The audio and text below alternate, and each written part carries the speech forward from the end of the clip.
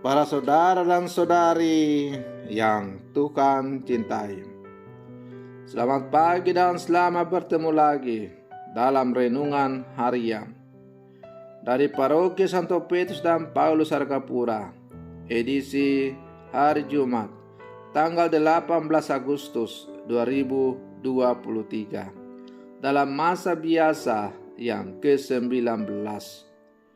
Mengawali hari yang baru ini, kita hendak mendengar dan merenungkan sabda Tuhan. Marilah sebelum kita mendengar dan merenungkan sabda Tuhan, kita berdoa. Dalam nama Bapa dan Putra dan Roh Kudus. Amin. Allah Bapa Maha Murah Hati, yang ada pada kami, Engkaulah yang memberi. Segala milik kami terima berkat kemurahan hati-Mu. Semoga kami meluhurkan misteri bahwasanya Engkau telah menciptakan kami dan penuh belas kasih terhadap siapapun yang menyerukan nama-Mu. Bersabdalah ya Tuhan, kami siap untuk mendengarkan. Terpujilah Engkau Bapa, Putra dan Roh Kudus, kini dan sepanjang segala masa. Amin. Para saudara dan saudari yang Tuhan cintai, sabda Tuhan yang hendak kita dengar dan kita renungkan untuk mengawali hari yang baru ini diambil dari Injil Matius pasal 19 ayat 3 sampai 12. Tuhan bersamamu. Inilah Injil suci menurut Matius. Pada suatu hari, datanglah orang-orang Farisi kepada Yesus untuk mencobai Dia. Mereka bertanya, apakah diperbolehkan orang menceraikan istrinya dengan alasan apa saja? Yesus menjawab, tidakkah kalian baca bahwa Ia yang menciptakan manusia sejak semula, menjadikan mereka pria dan wanita, dan Ia bersabda, sebab itu pria akan meninggalkan ayah dan ibunya dan bersatu dengan istrinya, sehingga keduanya itu menjadi satu daging. Demikianlah, mereka itu bukan lagi dua, melainkan satu. Karena itu, apa yang telah dipersatukan Allah tidak boleh diceraikan manusia. Kata mereka kepada Yesus, jika demikian, mengapa Musa memerintahkan untuk memberi surat cerai jika orang menceraikan istrinya?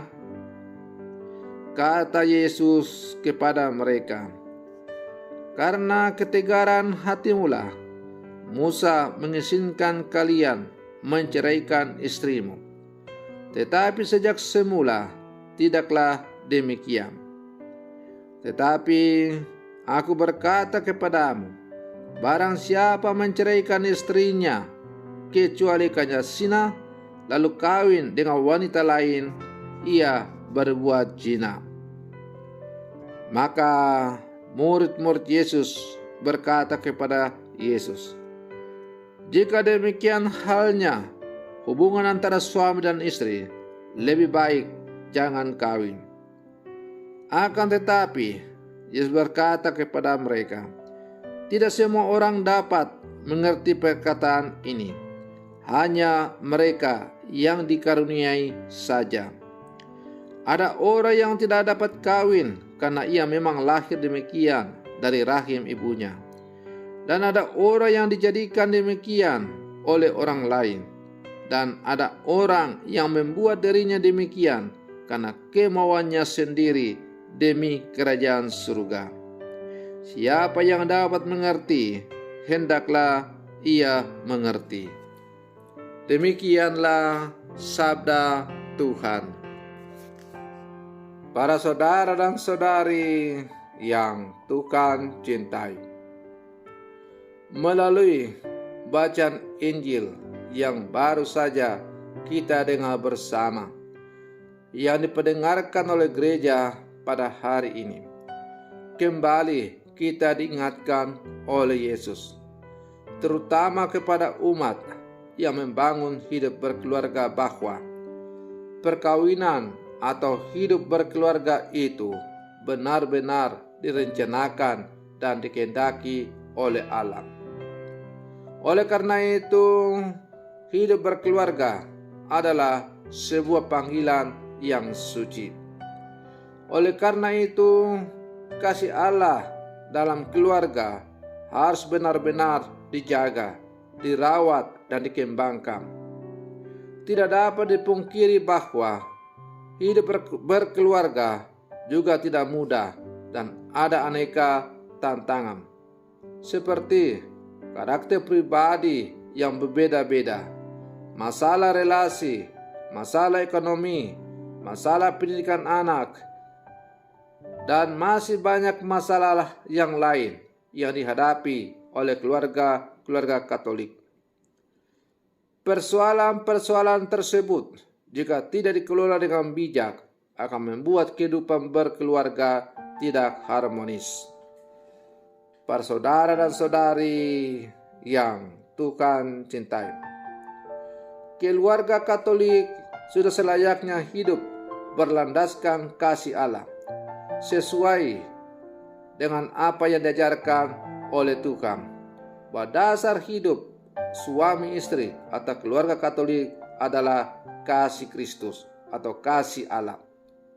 Kasih Allah yang menerima setiap pribadi apa adanya, mau mengampuni, selalu memiliki pengharapan, tidak mudah menyerah, berpikiran positif, saling memahami terhadap setiap anggota keluarga, memiliki kepedulian, dan mau melayani orang lain. Jika hal-hal tersebut nyata dalam hidup berkeluarga, maka sebesar apapun masalah dan tantangannya dihadapi, tidak akan menggoyahkan keutuhan perkawinan, apalagi memisahkan. Jika betul-betul ada kasih dalam setiap keluarga Katolik, maka tantangan-tantangan, rintangan-rintangan, hambatan-hambatan yang muncul justru menjadi bumbu penyedap untuk semakin menghidupi hidup berkeluarga sebagai anugerah dari Tuhan. Karena bukankah bahwa hidup kita perlu ditantang agar kita memiliki pandangan yang lebih luas?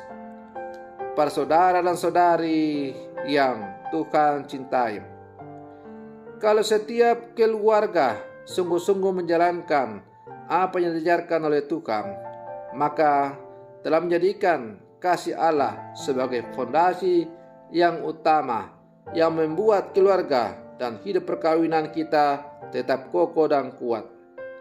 Keluarga merupakan contoh nyata persekutuan kasih. Di sana ada komunikasi.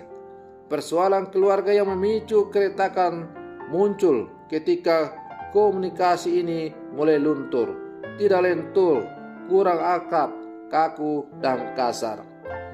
Para saudara dan saudari yang Tuhan cintai, maka melalui bacaan Injil yang baru saja kita dengar bersama ini, kita juga kembali diingatkan secara khusus kepada umat yang membangun hidup berkeluarga, bahwa janji perkawinan yang telah kalian janjikan ketika berlangkah maju bersama ke hadapan altar untuk saling menerimakan sakramen perkawinan adalah janji setia dalam segala situasi di sepanjang hidup kalian.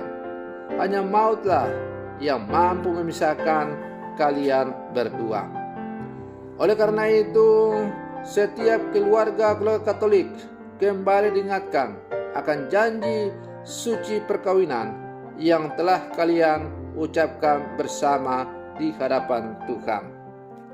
Para saudara dan saudari yang Tuhan cintai, hidupilah janji suci perkawinan kalian ketika kalian saling menerimakan perkawinan. Ada banyak tantangan yang akan dihadapi, ya sudah pasti. Tapi jangan takut.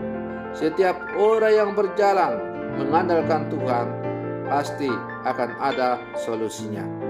Tidak ada yang mustahil bagi orang yang sungguh beriman.